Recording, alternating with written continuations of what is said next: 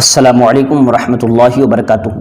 میرے پیارے اور عزیز دوستوں، جیسا کہ آپ جانتے ہیں کہ نیوز 18 کا ایک کرائے کا اور بھاڑے کا پترکار جس کا نام ہے امیش دیوگن،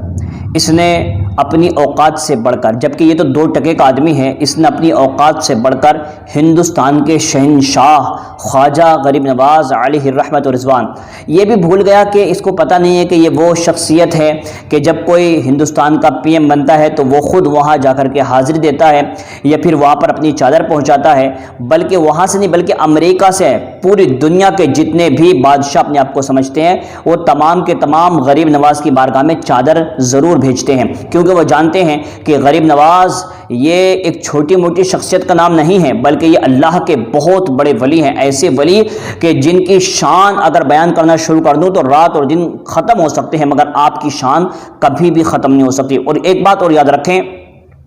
آپ لاکھ کوشش کریں کہ غریب نواز کے چاہنے والوں کو یا غریب نواز کو یہاں سے مٹا دیں، آپ نہیں مٹا سکتے۔ کیوں؟ اس لیے کہ غریب نواز یہاں پر آئے نہیں ہیں، ان کو بھیجا گیا ہے، اور بھیجا کس نے ہے؟ جس کی وجہ سے یہ کائنات بنی ہے، ہمارے نبی مکرم صلی اللہ علیہ وسلم نے بھیجا، کہا تھا اے میرے حسن ہندوستان چلا جا، وہاں تیری بڑی سخت ضرورت ہے۔ جب آپ یہاں پر تشریف لائے تھے تو اس وقت پرتھوی راج چوہان سے آپ کا مقابلہ ہوا، اور بالآخر ہوا یہ کہ جتنے بھی آپ کے سامنے آئے، آپ نے اپنی محبت، اپنے اخلاق، اپنے کردار سے تمام کے دلوں کو جیت لیا، یہاں تک کہ بڑے بڑے جادوگر آئے اور ان لوگوں نے اپنے جادو دکھائے، اپنے کرتب دکھائے، لیکن میرے غریب نواز نے اپنے پیر کی جو کھڑاؤ تھی اس کو کہا کہ جاؤ اور جا کر کے ان کی عقل ٹھکانے لگا دو۔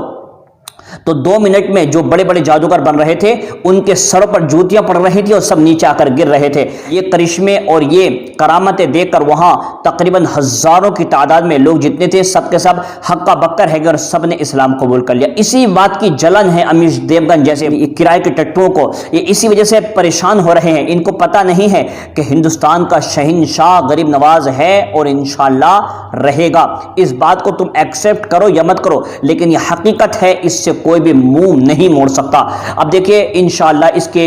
برے دن شروع ہو چکے ہیں، صرف اسی کے نہیں بلکہ اس کی وجہ سے جو اس کا چینل ہے نیوز 18 انڈیا، اس کے بھی برے دن شروع ہو چکے ہیں۔ انشاءاللہ پورا کیمپین چلایا جا رہا ہے اور آئندہ اس کے بارے میں جب تک امیش دیوگن کو جب تک اس کو اریسٹ نہیں کیا جائے گا اور اس کے انجام تک اس کو نہیں پہنچایا جائے گا، اس کو پھانسی نہیں دی جائے گی، جب تک اس کو جیل میں قید نہیں کر دیا جائے گا، جب تک کوئی بھی مسلمان اپنے گھر میں خاموش نہیں بیٹھے گا۔ ایک بات یاد رکھیں،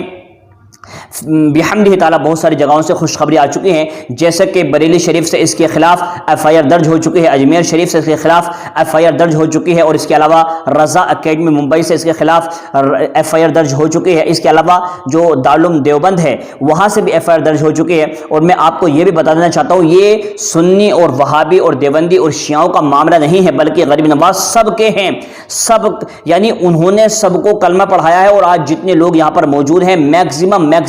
یا تو ان کے دادا پردادا کسی نہ کسی نے جو ہے سب غریب نواز کے مرہون منت ہے، اگر وہ نہیں ہوتے تو آج آپ کو اسلام بھی نصیب نہیں ہوتا، آپ کو کلمہ بھی نصیب نہیں ہوتا، آپ کو قرآن بھی نصیب نہیں ہوتا۔ اس لیے ہمارے سب کی گردنوں پر غریب نواز کا احسان ہے، اور انشاءاللہ صبح قیامت تک رہے گا۔ ہماری آنے والی نسلیں ان کے احسان کو کبھی فراموش نہیں کر سکتی۔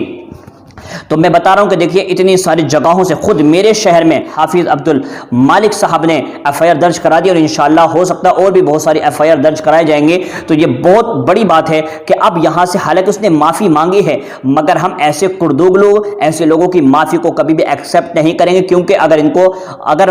آج کسی ظالم کو چھوڑ دیا جائے گا تو یہ مظلوموں کے ساتھ ناانصافی ہوگی۔ کسی بھی طریقے سے ہمیں ان کو چھوڑنا نہیں ہے، اور اس کے خلاف بھرپور طاقت کا مظاہرہ کرتے ہوئے انشاءاللہ اس کو ہمیں زمین بوس کر دینا ہے اور اس کو تباہ و برباد کر دینا ہے، تاکہ دوسرے اینکر سے سبق حاصل کریں کہ غریب نواز سے پنگا لینا اس کو کتنا بھاری پڑ سکتا ہے، کتنا مہنگا پڑ سکتا ہے۔ تو بہت ساری جگہوں سے ایف آئی آر درج ہو چکی ہیں، اور بحمد تعالیٰ یہ سلسلہ تاہم جاری ہے اور انشاءاللہ جاری رہے گا۔ تو میں آپ سے گزارش کرتا ہوں، اگر ابھی آپ نے کوئی قدم نہیں اٹھایا تو آپ فوراً قدم اٹھائیں، اور اس کرائے کے ٹٹو کو اس کی اوقات یاد دلا دیں کہ اس نے ہندوستان کے شہنشاہ کو للکارا ہے، اور جو ہندوستان کے شہنشاہ کو للکارے گا انشاءاللہ وہ زمین کے اندر فنا ہو جائے گا، اس کا نام باقی نہیں رہے گا، لیکن قیامت تک میرے غریب نواز کے نام کا جھنڈا اس ہندوستان کی سرزمین پر ایسے ہی لہراتا رہے گا، اس کو کوئی روکنے والا نہیں ہے۔ یہ ویڈیو آگے شیئر کر دیں، سب کو خوشخبری سنا دیں کہ اب امیش دیوگن کے برے دن شروع ہو چکے ہیں۔